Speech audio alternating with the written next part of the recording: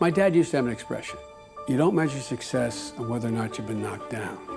It's in how quickly you get back up, because everybody gets knocked down. The measure is getting back up. That's the story of this country. It has never failed to get back up.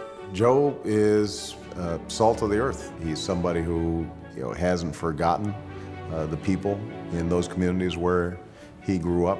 People in my neighborhood don't like the phrase working class. The guys I grew up with, their mothers mostly didn't work back in those days, and their fathers didn't go to college, but they were proud. And if you asked them what they were middle class. My dad tells it like it is. From the time he was a kid in Scranton, who people made fun of because he stuttered, to a young man who gets elected to the United States Senate when he was 29 years old, starts a campaign no one thought they could win. The thing that I'm proudest of is the fact that the people in the state of Delaware have elected me 6 times in a row, because I think they believe I haven't lost their voice. My dad experienced great triumph along with my family, but also great tragedy. Losing my mom and my sister in an automobile accident that my brother and I survived. What my dad did then was he came to my bedside and my brother's, and he's never left it. When Joe was just elected, he made the commitment to take the train every single day to be home with the children.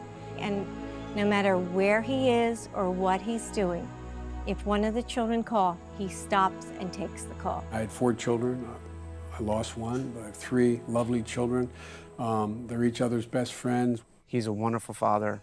He's an exceptional grandfather. And that's really what it's about for him.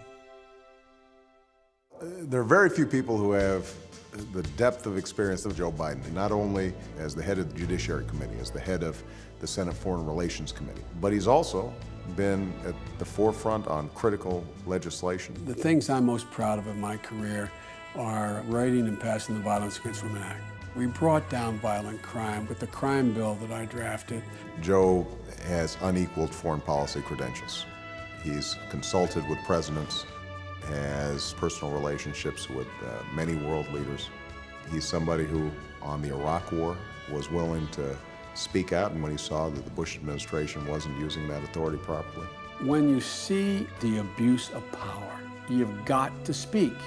Whether it's a parent slapping around a child, or a president taking a nation to war that cost lives that was not a necessary war. That's abuse of power. Joe is truly a leader, and I think he has such strength of character. I think people know that they can believe in him. They know that he wants change, and I think they know that the country will change with Barack Obama and Joe Biden. The most important thing that Joe offers is his honesty. And I can't imagine a more effective advocate in the vice presidency to bring about the changes that we need here in America. The middle class in this country has never been as unsure of their future, and we've never been as isolated. And if we don't change that in the next 4 years, we're locked in for a decade. And Barack Obama has been very explicit about how he's going to level the playing field for the firemen and the cops and the linemen and the salespersons and the nurses to improve their circumstance so their next generation is better off than they were. I think Barack and I will work as a team great. I can hardly wait to help him turn this country around.